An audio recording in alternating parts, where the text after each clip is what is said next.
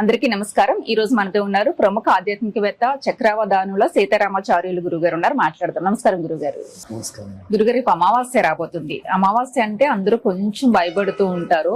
ఆ రోజు ఏది మంచి శుభకార్యాలు ఏమి స్టార్ట్ చేయకూడదు అంటారు. అసలు అమావాస్య తిథి యొక్క విశిష్టత చెప్పండి. ఆ రోజు ఎలా వినియోగించుకోవాలి అందరూ?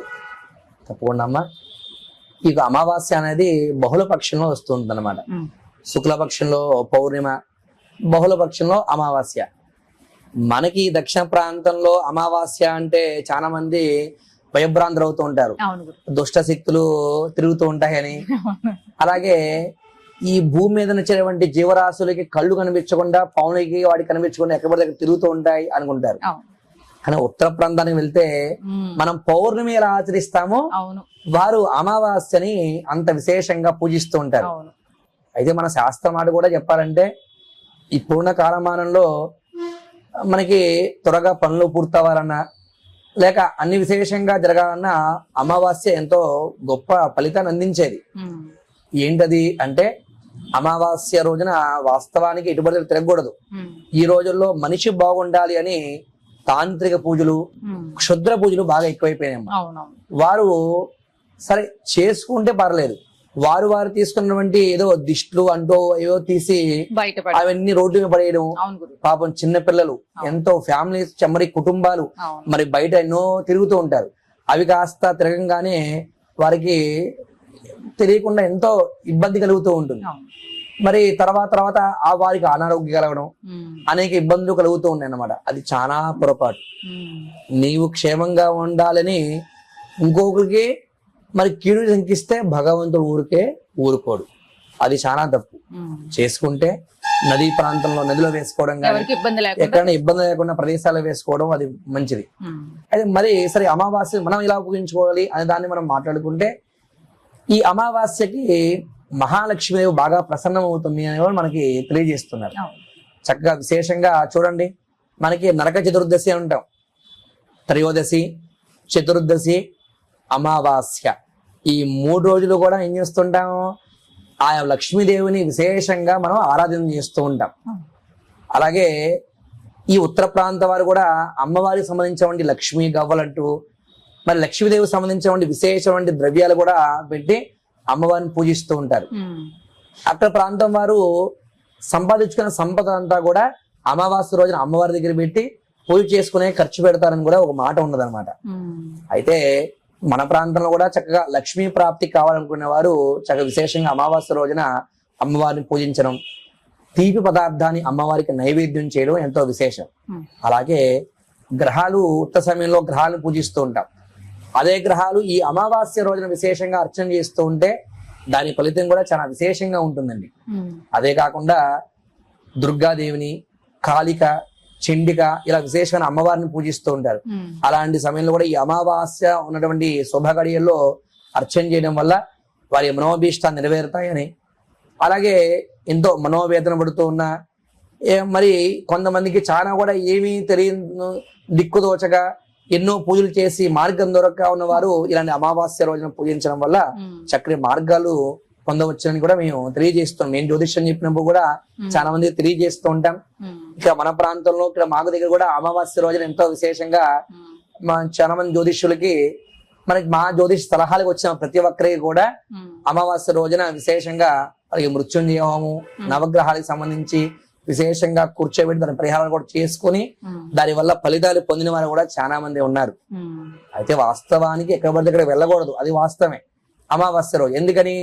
ఆ రోజు కొన్ని ఈ పాములకి, కొన్ని జీవాలకి కళ్ళు కనిపించవు. అవి కనిపించగా అడవి నుంచి బయటికి ఎక్కబడి తిరుగుతూ ఉంటాయంటండి. ఎందుకు వెళ్ళకూడదు అన్నారంటే, అవి ఎక్కబడి తిరుగుతున్న సమయంలో మనం తిరుగుతూ ఉంటే వాటిని తొక్కితే వాటి ప్రారంభం పోతే ఆ దోషం కాస్త తొక్కిన వాడికి పట్టుకుంటుంది. దానివల్ల ఇటు వెళ్ళకుండా కాస్త ఇంట్లోనే జాగ్రత్తగా ఆ రోజు కాస్త ఉండాలి అని పెద్దలంతా ఒక సాంప్రదాయాన్ని మనకు తెలియజేశారు. అయితే దీంట్లో ఇంకో రహస్యమైన ఉందండి. మంగళవారం అమావాస్య గాని, ఆదివారం అమావాస్య గాని ఇలాంటి విశేషమైన పర్వదినాల్లో, అలాగే ఆ రోజు వచ్చిన వారంతో కలిసినటువంటి అమావాస్య రోజున ఇంట్లో మనకి అప్పులు చేస్తూ ఉంటాం. అలా అప్పు బాగా ఉన్నప్పుడు అమావాస్య రోజు అప్పు తీర్చండి. మళ్ళీ అమావాస్యకి అప్పు తీర్చాలని తెలియకుండా చేదో డబ్బులు వస్తూ ఉంటాయి. అదొక పెద్ద రహస్యం. అమావాస్య రోజు అప్పు తీరిస్తే తీరిపోతుంది. మళ్ళీ అమావాస్య ఎలాగైనా అప్పు తీర్చాలనేటువంటి ఆలోచన కలిగి ఏదో రూపాయన మీకు ఆదాయం కలుగుతుంది. ఒకటి. రెండు, అమావాస్య రోజున బంగారం కొని చూడండి. బంగారం కనీసం ఎంతో ఉందా కొని ఇంట్లో పూజ గదిలో పెట్టండి. మళ్ళీ అమావాస్యకి తప్పకుండా బంగారం మీ ఇంట్లోకి వస్తుంది. కనీసం లేకపోతే బంగారాలు మీరు బ్యాంకులో పెట్టుకుని ఉండండి. అమావాస్య రోజున ఆ బంగారాన్ని విడిపించండి. లక్ష్మీదేవి కదా మరి, అది రహస్యం. మళ్ళీ అమావాస్యకి తప్పకుండా అమ్మవారు వస్తుంది ఇంటికి. అలా అమావాస్య రోజున విశేషమైన చేసుకునే కూడా చాలా ఉన్నాయి. ఇదంతా కూడా దక్షిణ ప్రాంతంలో తక్కువగా ఆచరిస్తూ ఉంటారు. ఉత్తర ప్రాంతం వారు అమావాస్యని ఎంతో విశేషంగా ఆరాధించి ఆ పుణ్యాన్ని పొందుతూ ఉంటారు. అలాగే మనం కూడా అమావాస్య రోజున ఇంట్లో దీపారాధన చేసుకుని లక్ష్మీదేవిని విశేషంగా పూజించి మన ఇంట్లో నుండి బంగారాలు సంపదలు కూడా అర్చన చేసుకోవడం వల్ల కూడా చక్కటి సంపదలు కలుగుతాయని చెబుతున్నారు. ఈ అమావాస్యకి పౌర్ణానికి కూడా ఈ విశేషమైన ఫలితాన్ని అమ్మవారు కటాక్షిస్తూ ఉంటుందన్నమాట. అయితే దీర్ఘకాలికంగా బాగా వ్యాధులు వచ్చాయని బాధపడేవారు ఉన్నారు చూసారా, అలాంటి వారు ఈ అమావాస్య రోజున కాస్త చక్కగా చలవ కోసమే దిష్టులు తీపించుకోవడం. ఇంకా విశేషంగా ఆ అమావాస్య రోజున పూర్వం కూడా మనం ఇంటికి బయటికి వెళ్ళామనుకోండి, అరే నలుగురు కళ్ళు పడ్డాయిరా బయటే ఉండు నీ దిష్టి తీస్తా అని మన మామలో బామలో దిష్టులు తీసి బొట్టు పెట్టి ఆ తర్వాతే ఇంట్లో రాడిచ్చేవారు. జ్వరం రావచ్చిన కాస్త నలతగా ఉన్నా ఏం చేసేవారు, ముందు దిష్టి తీసేవారు. ఏమైపోయింది సాంప్రదాయం అంతా? ఇప్పుడు లేదండి. కానీ కాళ్ళే కడుక్కోకుండా లోపలికి వెళ్ళిపోతుంది. బాగా చెప్పారు. చూడండి ఇప్పుడు అంతా కూడా అపార్ట్మెంట్స్ కల్చర్ అయిపోయింది. ఈ కల్చర్ బయట ట్యాప్ ఉండదు, నేరుగా ఇంట్లోకి వెళ్ళిపోయి ఆ లోపల ఉన్న ట్యాప్ తోనే కాలు కడుక్కొని రావాలి. నీతో బయట దిగిన దుష్టశక్తులు అంతా కూడా నేరుగా లోపలికి వచ్చేస్తూ ఉంటాయి. అందుకోసమే కొన్ని విశేషమైన ఈయన అమావాస్య రోజున చక్కగా అనారోగ్య బాధ కలిగింది ఇంటి చాకలతోనో చక్కగా చలవగా ఉండేవారు పెద్దవాళ్ళతోనో ఆ రోజు కాస్త దిష్టి తీపించుకొని ఆశీర్వాదం పొందడం వల్ల కూడా చక్కటి ఆరోగ్యం కలుగుతుందని కూడా మనకి తెలియజేస్తున్నారు. ఇంకా మేము ఎన్నో ఉపాయాలు చేస్తున్నాం దారి దొరకట్లేదు అన్న వారికి కూడా ఈ అమావాస్య రోజున నవగ్రహాలని అర్చన చేయడం వల్ల కూడా విశేషమైన ఫలితం కలుగుతుంది అని మనకి ఎంతో వైభవం మనకి తెలియజేస్తూ ఉన్నదన్నమాట. చాలా బాగా చెప్పారు. అంటే మర్చిపోతున్నవన్నీ మళ్ళీ గుర్తు చేస్తూ, అంటే అవన్నీ మన సాంప్రదాయాలు మరి అంతే కదమ్మా, ఎంతో ఉపయోగపడేవి మనందరికి అవన్నీ. మరి ఈ సాంప్రదాయాలంతా కూడా మనం తెలియచేయాలి. చెప్పేవారు లేరు. ఇంట్లో పెద్దలు చెప్పిన వారు మాట వినేవారు అసలు లేకపోయారు. వినాలి. ముందు పెద్దవాళ్ళు అసలు ఏం మనకి మంచి చెబుతున్నారా చెడు చెబుతున్నారా అనే విషయాన్ని మనం కూర్చొని ప్రశాంతంగా మనం వినగలిగితే తప్పకుండా అప్పుడు చక్కటి పరిహారం చేస్తే అసలు ప్రాబ్లమ్సే రావు కదండి. అందుకే మంచి మార్గాలన్నీ మన దగ్గరే ఉంటాయి. అవి వదిలేసి మనం ఎక్కడో కొండలో గుట్టలు ఎక్కుతూ ఉంటాం. అందుకోసమే చక్కటి మార్గాలు మన పెద్దలు అడిగితే చెప్తూ ఉంటారు.